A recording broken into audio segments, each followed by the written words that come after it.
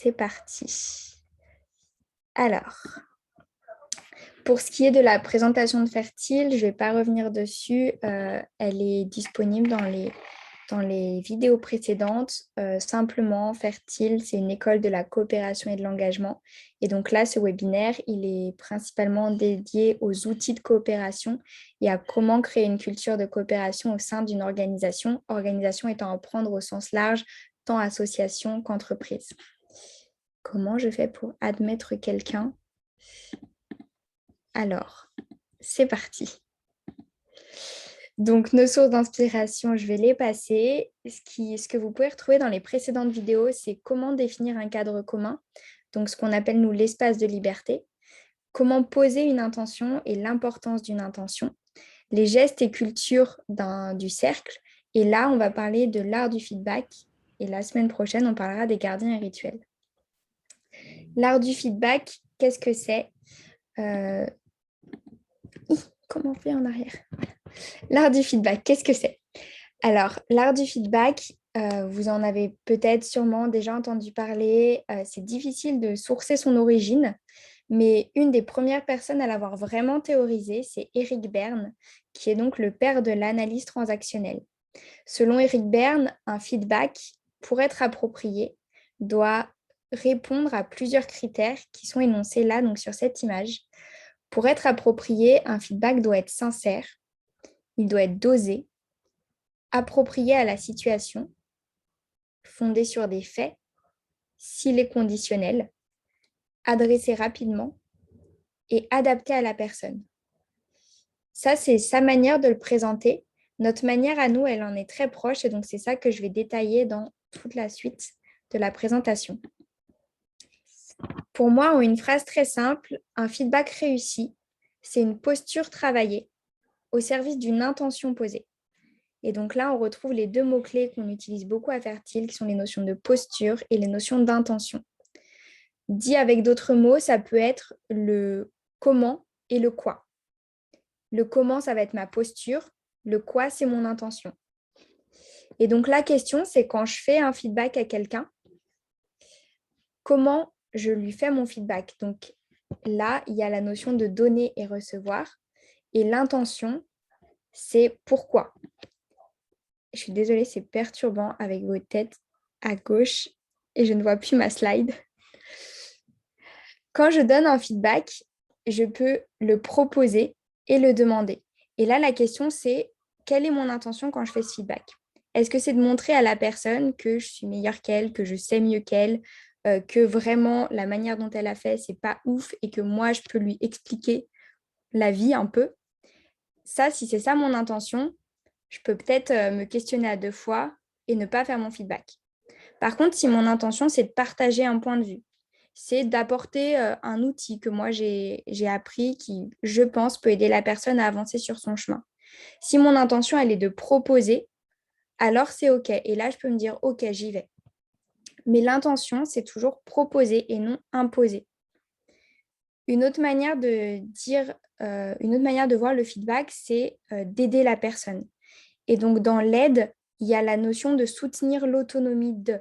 C'est-à-dire, quand je vais proposer mon aide à quelqu'un, l'idée, c'est pas de l'accompagner, de la prendre par la main, mais plutôt de lui proposer des outils pour autonomiser la personne derrière.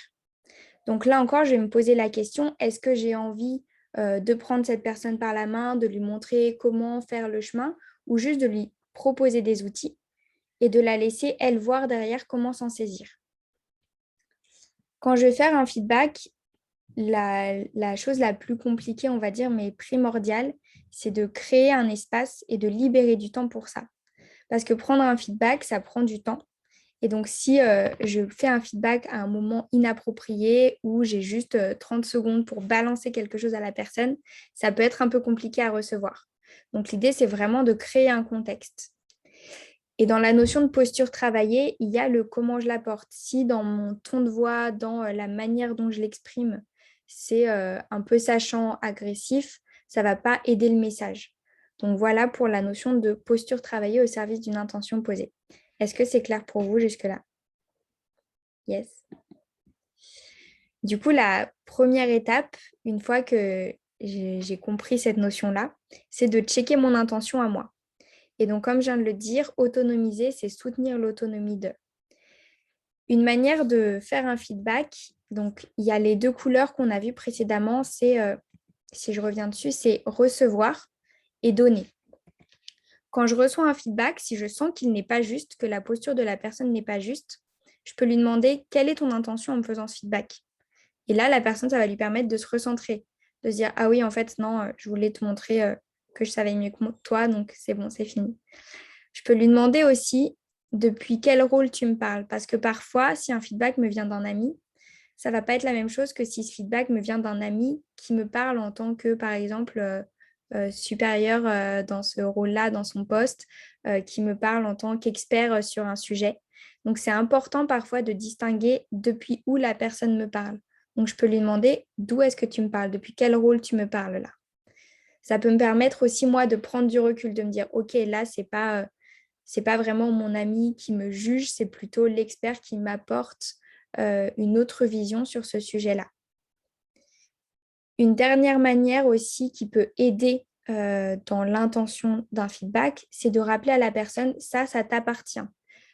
Ça t'appartient, ça veut dire c'est ta vision de la situation, c'est la manière dont tu l'as vécu, c'est ton point de vue, c'est tes outils, mais ce n'est pas une vérité générale. Et c'est important de comprendre ça dans la notion de feedback, c'est que, en tout cas, à mon sens, et dans ce que nous on transmet, il n'y a pas de vérité, il n'y a que des focales, des points de vue. Et donc, c'est important aussi de rappeler ça. Ce feedback, il t'appartient.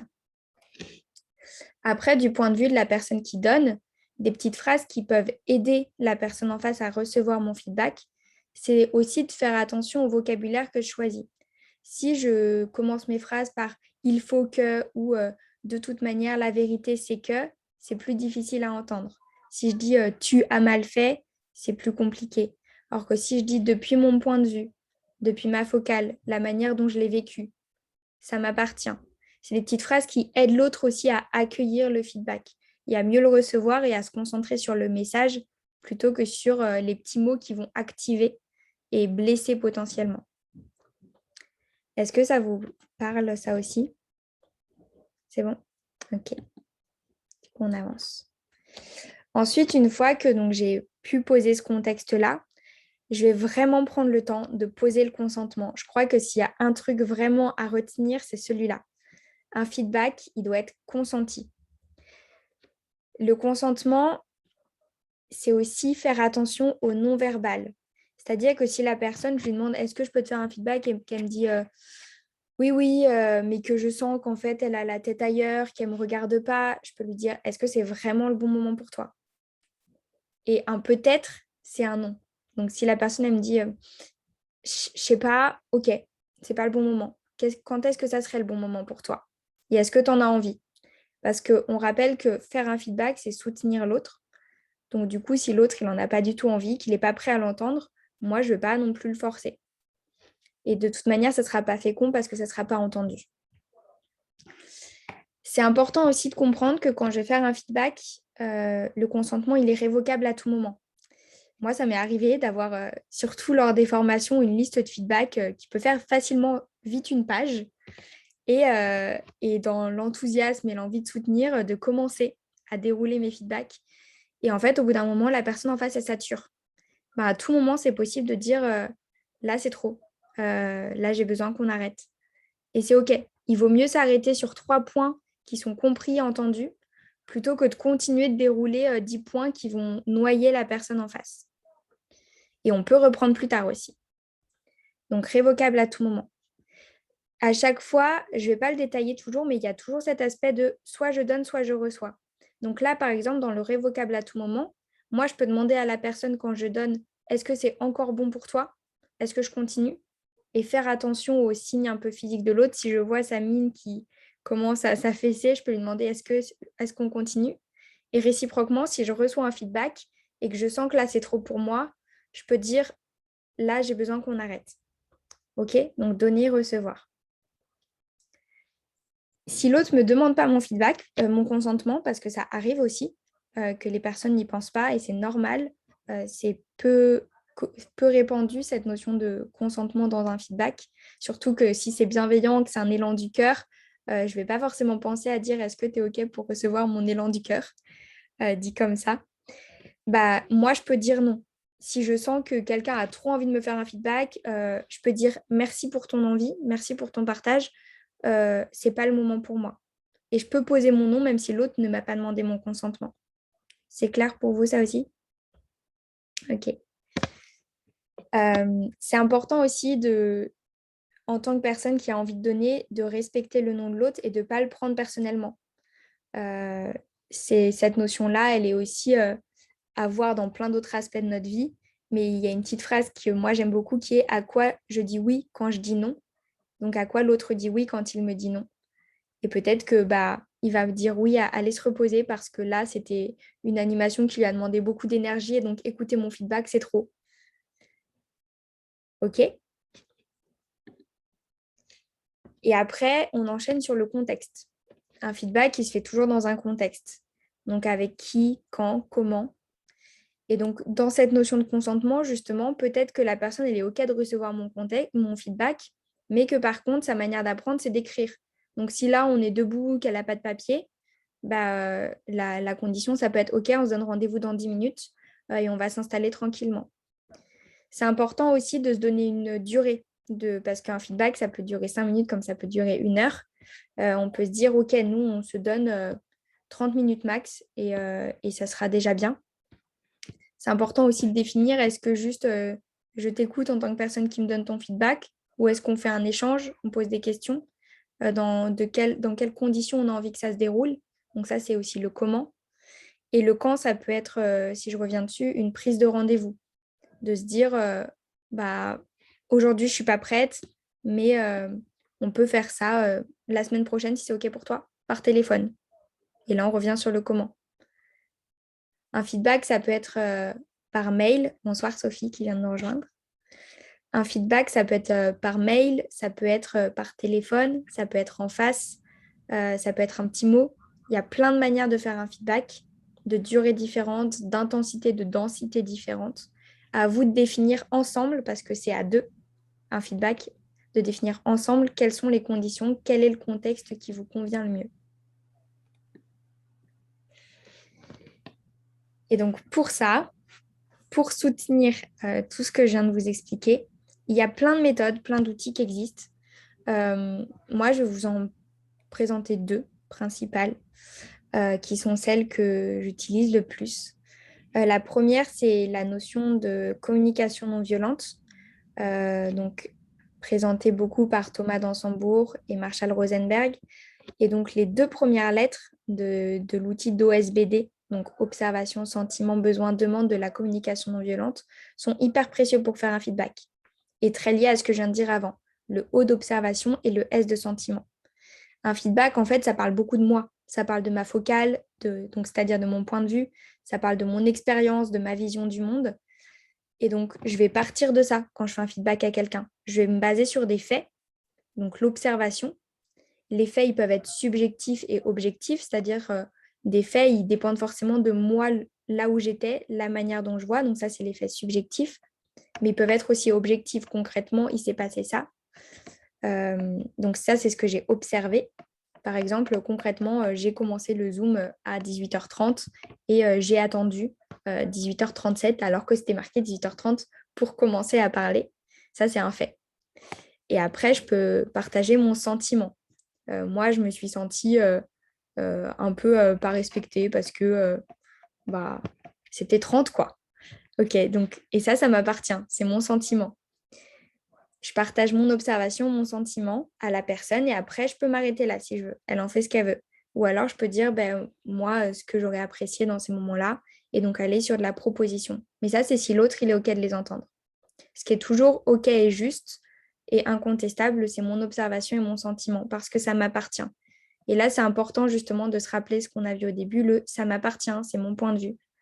Et que mon intention, elle n'est pas de juger, elle est de soutenir l'autonomie de l'autre, de grandir l'autre, de se grandir ensemble. Si ce n'est pas ça mon intention, je peux passer mon chemin.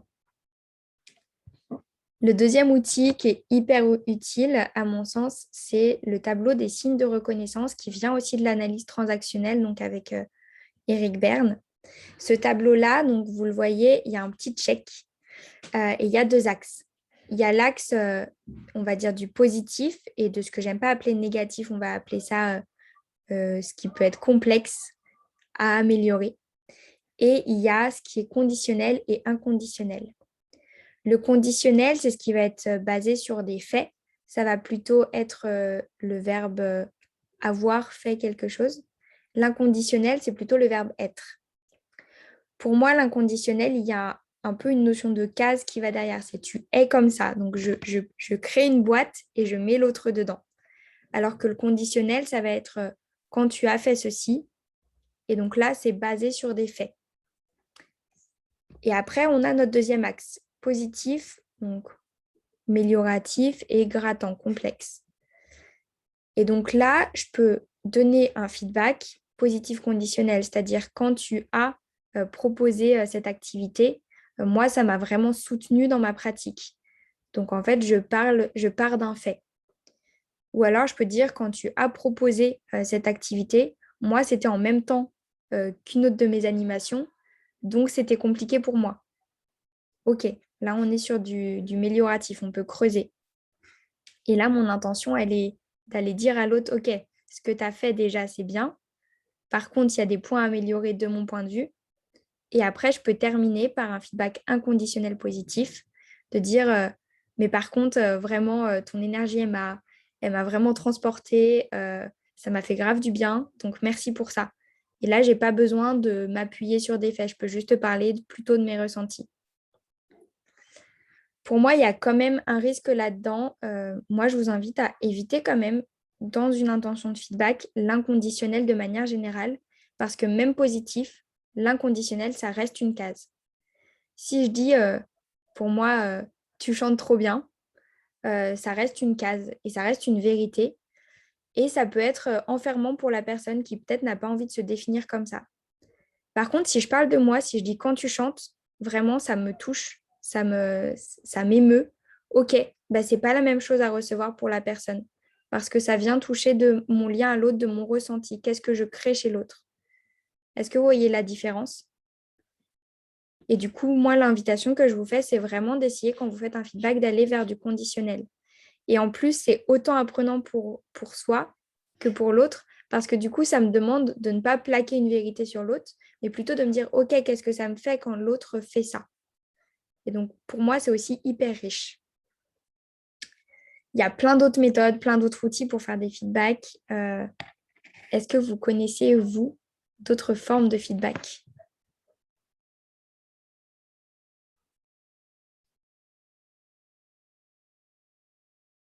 De manière très simple, les gestes, c'est une forme de feedback. Secouer les mains, dire un merci, c'est un retour aussi à l'autre. C'est pas le même degré d'intensité, mais c'est un feedback aussi. Un sourire, la posture, c'est une forme de retour aussi. C'est pas dans le verbal, c'est dans le non-verbal, mais c'est une forme d'échange aussi. Hop. S'il y a plusieurs choses à retenir du coup de l'art du feedback, déjà, c'est que c'est comme un muscle, ça se travaille, c'est compliqué, donc c'est de la pratique. Et donc, je vous invite vraiment à accueillir les maladresses pour vous et pour les autres.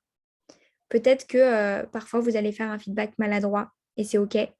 Peut-être que quelqu'un va vous faire un feedback maladroit. Et du coup, peut-être que vous allez être énervé sur le coup, pas bien l'accueillir. Et c'est OK de ne pas bien accueillir un feedback, de chercher à se justifier. Et au fur et à mesure, bah, vous allez apprendre.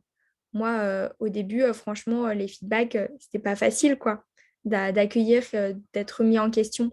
Et après, je me dis, OK, c'est un cadeau. Tout le temps, c'est un cadeau. Ça me permet, moi, de questionner. Et quoi qu'il arrive, si l'autre l'a vécu comme ça, c'est une vérité. Donc, j'ai quelque chose à en apprendre. Parce que c'est sa réalité à lui, à elle.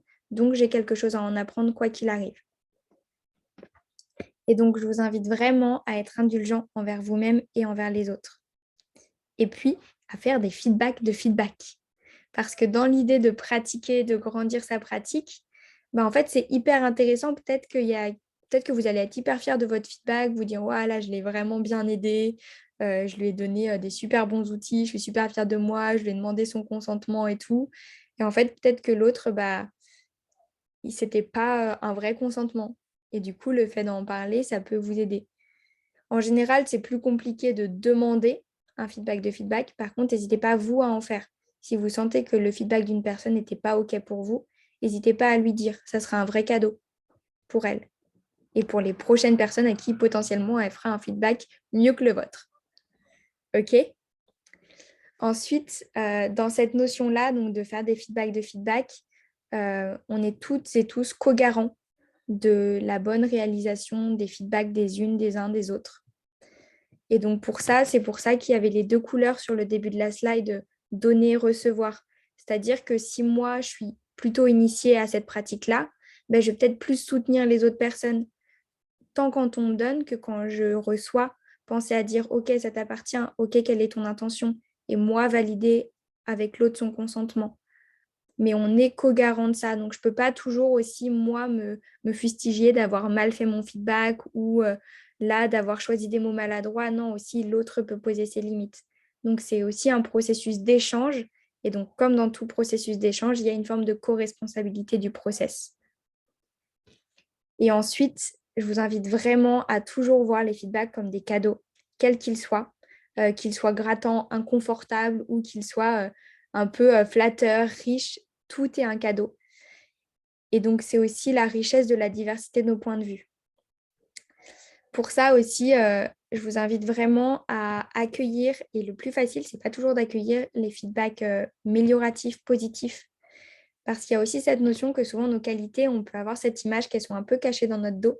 Et donc, c'est facile de voir tous nos défauts dans le miroir, parce qu'on les voit souvent devant nous, et de voir tous les points à améliorer, tout ce qu'on a mal fait. Par contre, accepter de se dire, ah ben là, c'était chouette, je suis fière de moi.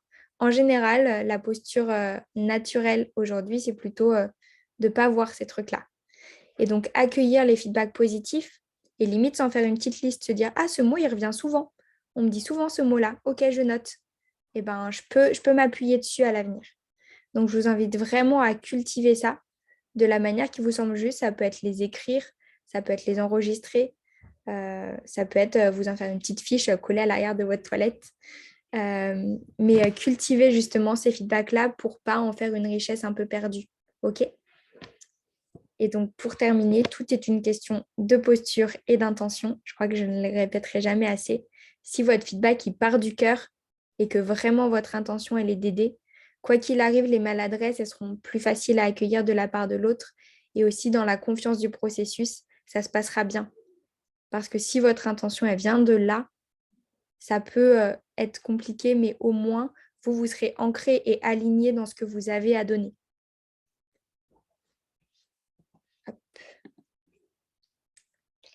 Donc, c'est à peu près tout pour cette présentation. Je pense avoir fait le tour. Voilà notre image globale, si vous voulez en prendre une petite photo. Et sinon, de toute manière, je pense qu'on la mettra dans le mail aussi. Je vais arrêter le partage d'écran. Hop, et comme ça, je vais pouvoir prendre vos questions.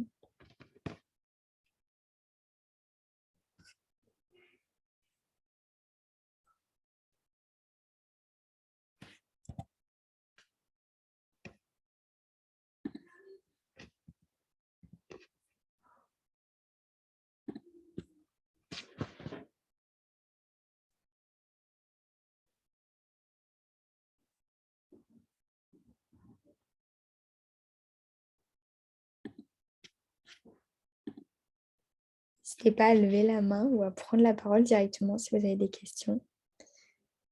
Et si vous n'en avez pas, à me dire que vous n'avez pas de questions. Ouais. Je crois que j'ai pas de questions parce que j'ai le sentiment qu'il faut le pratiquer en fait. C'est-à-dire que j'ai trouvé hyper intéressant du coup la réflexion sur l'intention. Parce que du coup, c'était en parallèle avec ce qu'on avait vu la dernière fois et c'est hyper intéressant avant de parler de se dire mais attends, pourquoi est-ce que j'ai envie de lui donner une information Et donc la réflexion sur l'intention initiale est hyper intéressante. La réflexion sur la double posture de recevoir et proposer, c'est pareil, le contexte et le sentiment. Et du coup, il y a ce truc de se dire, bah, en fait, il va juste falloir attendre la prochaine fois que j'ai soit un feedback à proposer, soit un feedback à recevoir pour pouvoir mettre en pratique. Et là, je suis sûr que j'aurai plein de questions. Mais Yes. effectivement, je crois que j'ai pas de questions là, si ce n'est la question habituelle de est-ce qu'il y a des outils particuliers, des choses, mais même chose, je pense que ce sera en réponse à des problématiques spécifiques. Mm. Donc, hâte d'avoir un feedback à proposer ou à recevoir. Trop bien. Ouais, carrément. De toute manière, tout est une question beaucoup de pratique. Et n'hésitez pas à chercher les petites occasions, vraiment. Euh, Même limite, c'est parfois bien parce que ça vous évite de vous lancer dans un feedback trop long et de saisir vraiment ces opportunités-là. Mais du coup, j'ai un cas concret. On a mis en place un truc, mais ça va être, à mon avis, sur la semaine prochaine aussi, sur l'année mutuelle. On est en train de faire des chantiers collectifs où on a pas mal de débroussaillage de trucs chiants. Et il y a une de nos des co-porteuses de projet qui a proposé un truc qui s'appelle, comment elle l'appelle?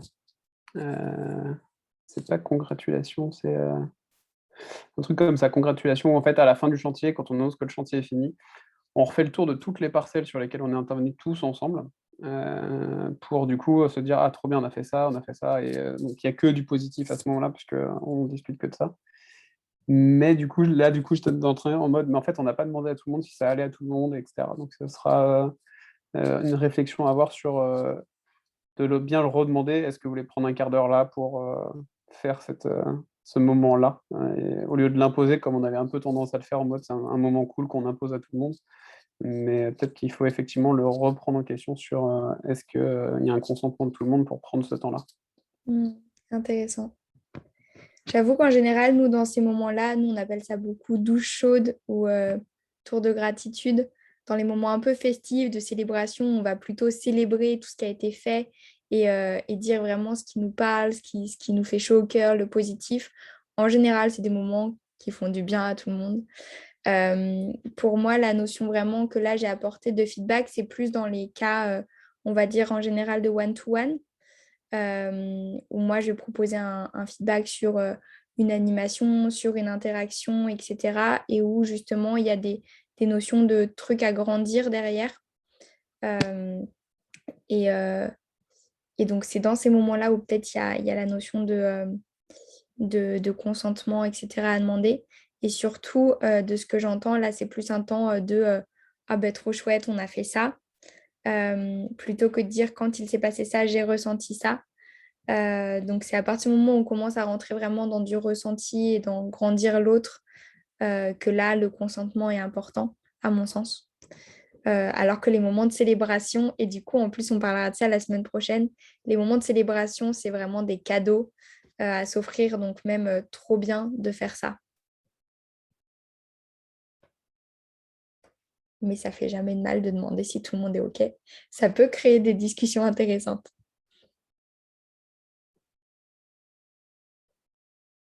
Ouais, Hélène. Je me posais la question de quand faire des feedbacks, parce que là, tu as parlé d'un one-to-one, donc quelqu'un qui a fait une animation et peut-être toi, tu poses ton regard et tu viens en soutien voilà, pour un peu accompagner la suite, etc. Mais est-ce que, même quand on a une posture juste, enfin, quand on a envie de soutenir, etc., est-ce que ça ne peut pas être intempestif ou il y a peut-être des moments à éviter ou enfin tu vois est-ce qu'on peut faire des feedbacks à tout moment quand ça part du cœur ou être avec une intention juste et que ça part du cœur, ça suffit pas en fait parce que voilà.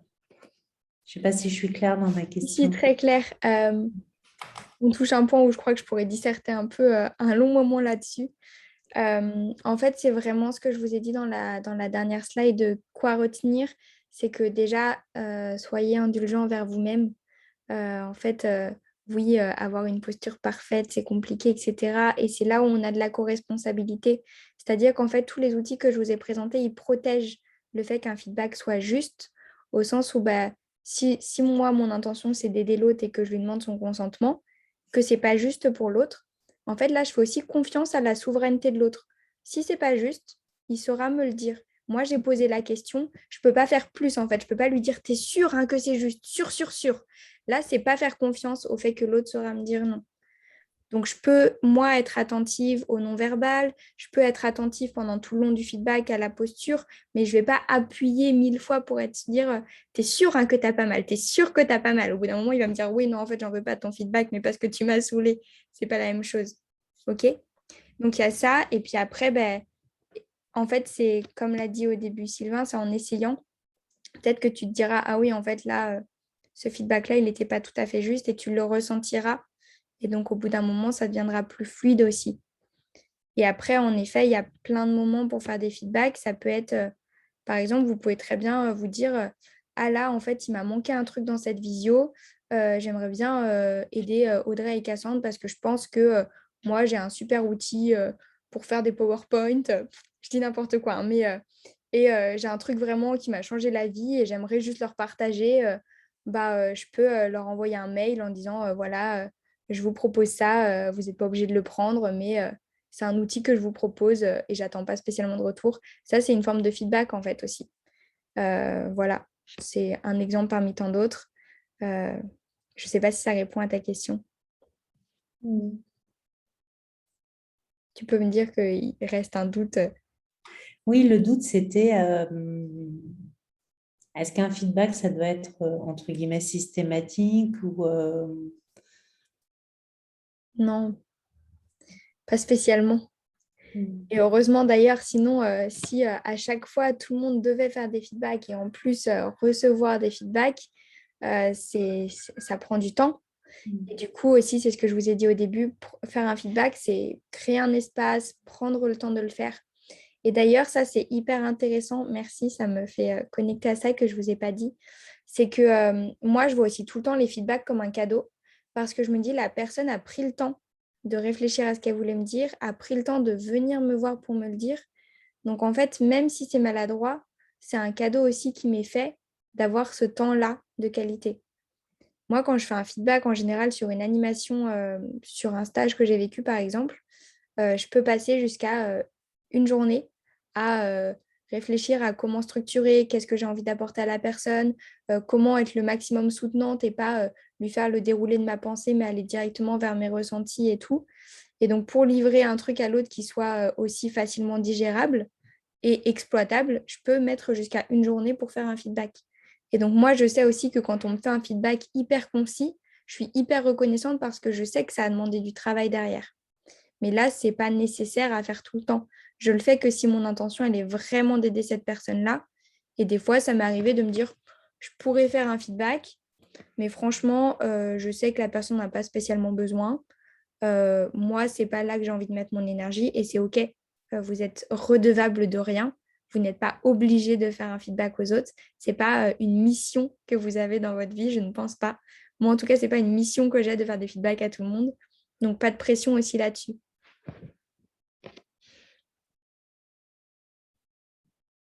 Est-ce que ça répond bien à ta question, Hélène? Top.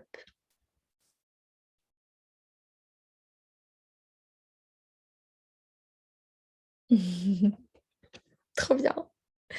On pratique les gestes. Est-ce que vous avez besoin d'un peu de... Ah, j'ai pas de questions. Merci. Recevoir des feedbacks pour grandir et réciproquement quand je suis au top de mon intention. Merci Rachel. À vous. Oui, alors, je sais pas, désolée, mon micro se coupe et s'active, mais j'avais en effet une question. Ça portait sur, alors tu y as un peu répondu en fait, ça portait sur le feedback, mais en groupe. C'est notamment lors de construction, de mobilisation, d'action et d'événements qui se font en groupe. Est-ce que, lorsqu'on sent déjà au préalable, en fait, lors de la construction du projet, certaines tensions, est-ce que le feedback est peut-être plus à... Enfin, le feedback, on dit aussi débriefing, je ne sais pas si vraiment c'est la même chose dont les feedbacks dont tu parlais justement, mais est-ce que c'est pas justement à éviter avant de clarifier les tensions ou voilà, c'était Ouais, un peu ma merci. question. Merci. Hyper précieux comme question, merci. Je ne suis pas rentrée dans cette subtilité-là justement avant, mais en effet, il y a plusieurs contextes de feedback. Il y a les feedbacks plutôt one-to-one qui sont ceux que j'ai plutôt détaillés là, et il y a les feedbacks de groupe. Si je comprends bien, c'est autour de ça qu'est ta question. Oui, tout à fait. Ok. Les feedbacks de groupe, c'est hyper précieux, surtout si vous êtes en collectif. Avoir des temps de... Alors, ça a plein de noms en fonction des collectifs. Ça peut être appelé méta, prise de hauteur, ça peut être appelé débriefing, ça peut être fait à plein de moments. Pareil, dans la session de la semaine prochaine, je reviendrai dessus sur les rituels.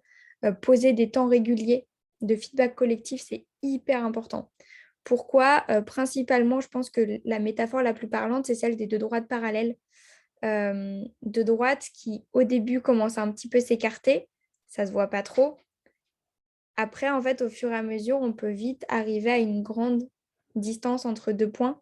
Et donc, avec des personnes, si on ne prend pas le temps de s'aligner régulièrement et de se faire des feedbacks ensemble collectivement, peut-être que moi, je vais toujours faire mon petit débrief avec mon groupe de personnes avec qui je m'entends bien et j'ai la même vision. Puis les autres à côté, ils vont faire leur petit débrief. Et en fait, collectivement, on va commencer à se séparer. Donc, avoir un temps pour se dire, OK, là, quelle était la situation, quel constat on pose. Et parfois, ça prend du temps de juste rester sur l'observation. Quelle observation on a tous? Est-ce qu'on a la même observation de la situation? Et après, parler des ressentis. Donc, faire un temps de feedback, justement, observation, ressenti et quels sont nos prochains petits pas, comment on va de l'avant avec cette situation-là. C'est hyper précieux. Je ne sais pas si ça répond à ta question. Si, tout à fait. Et donc, ce que tu conseilles aussi, c'est par exemple si on observe des non-dits ou des tensions, est-ce que c'est lors de ce type de moment qu'il faut justement essayer de les faire ressortir ou alors si les personnes concernées ne souhaitent pas en parler, on continue à mettre un peu la poussière sous le tapis comme si de rien n'était. Moi, j'ai un peu une vision de la poussière sous le tapis. On finit toujours par se prendre les pieds dedans. Donc, je pense que la question, c'est plutôt comment accompagner le fait qu'on enlève cette poussière. Et en effet, c'est hyper important de prendre soin de la personne. C'est compliqué de répondre à cette question parce que j'ai l'impression qu'il pourrait y avoir 1000 contextes différents. Donc, j'essaye au mieux. Je pense que l'important, c'est toujours de prendre soin des personnes impliquées.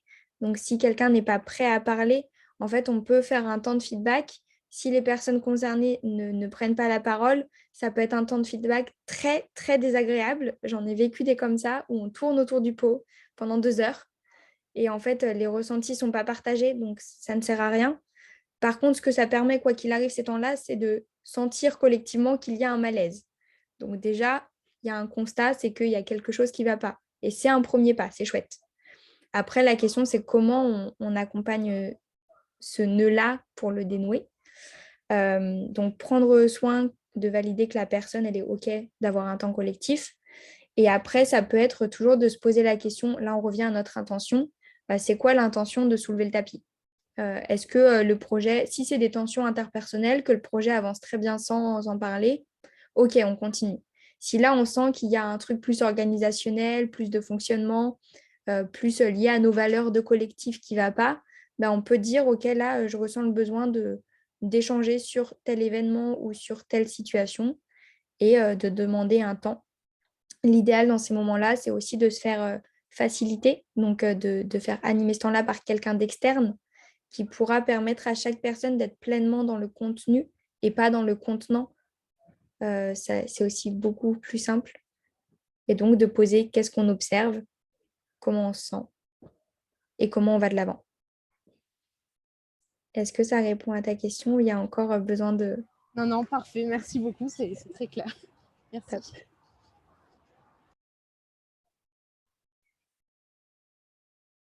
Hélène, ouais. Finalement, en fait, ce que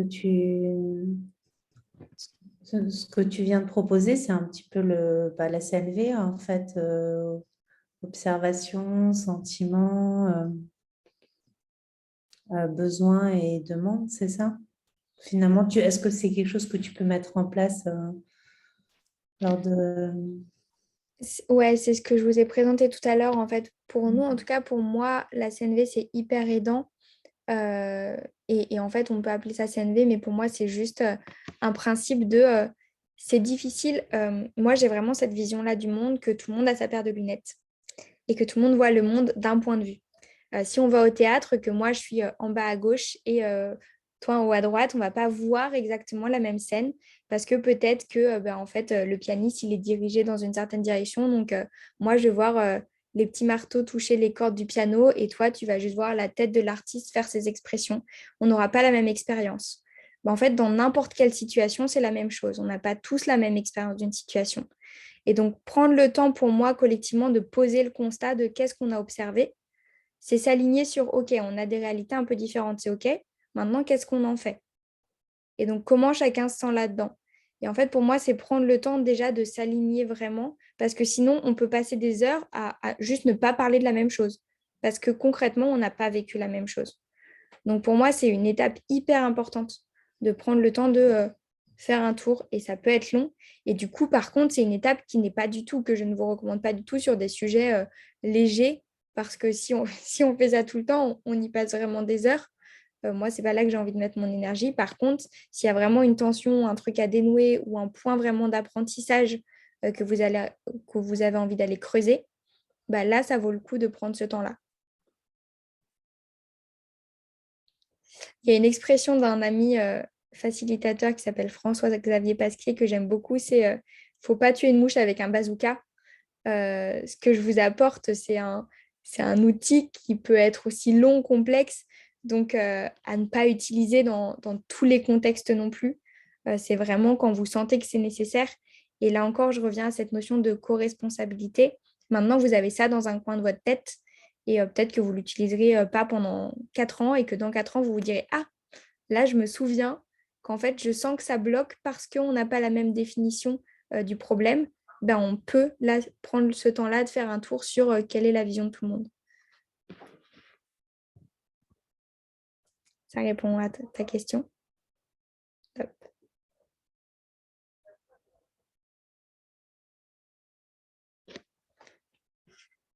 Est-ce que vous avez besoin d'un petit temps pour sentir si une dernière question vous vient?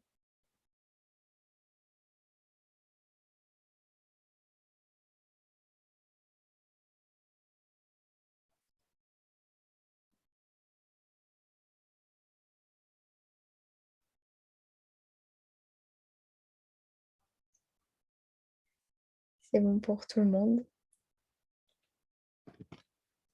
Eh ben, ce que je vous invite à faire, il y avait marqué exercice aussi. Ce que je vous propose, c'est justement de pratiquer. Donc, à la fin de ce temps, de vous poser la question vraiment, est-ce que là, déjà, dans ma journée, il y aurait eu une situation pour laquelle j'aurais aimé faire un feedback? Ou alors de garder un peu cette paire de lunettes-là demain et à la première occasion, hop, de la prendre et de pratiquer.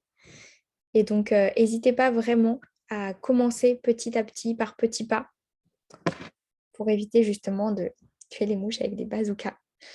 Il y aura un mail de suivi comme pour les précédentes sessions. Donc, vous recevrez les liens, la chaîne YouTube et aussi, du coup, les documents qui vont avec. Et en attendant, je vais vous demander la traditionnelle question. Avec quoi je repars? Et je vous propose de le dire plutôt que de l'écrire dans le chat.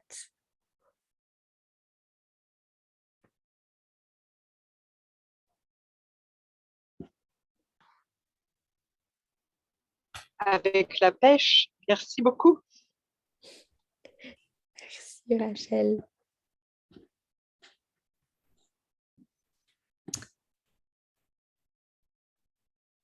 Moi, je repars avec un sentiment de stabilité, quelque chose comme un socle, quelque chose qui me permet de me sentir un peu droite.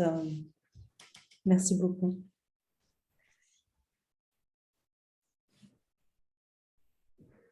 Moi, je repars avec l'envie d'essayer. Justement, ouais, j'avais beaucoup d'interrogations sur comment faire des feedbacks. Ouais, envie de mettre en œuvre et vraiment, je pense, cette vision de chacun a ses petites lunettes là. Je pense que je repars vraiment avec ça et ouais, c'est très enrichissant. Merci. Chouette. Même chose qu'Alice, j'en pars avec l'envie de le mettre en pratique et surtout, je pense, de prendre plus de temps que je ne prenais pour en faire. De le faire de manière moins instinctive et de prendre plus de temps pour les préparer et les réfléchir.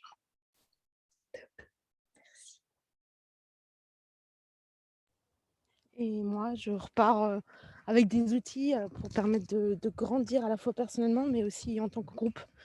Et puis, encore une fois, toujours plus d'espoir pour concrétiser nos projets. Donc, merci beaucoup. Oui, trop chouette. Merci à vous toutes et tous aussi pour vos sourires, super agréables aussi.